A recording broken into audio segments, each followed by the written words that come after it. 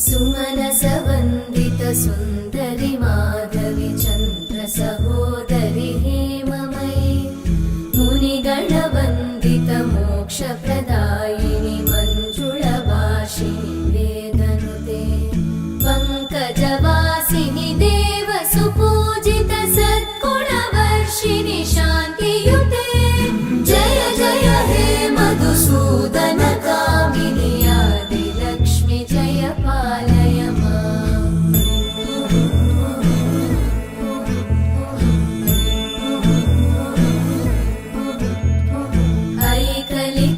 ऐकलिकल्मषनाशिनि कामिनि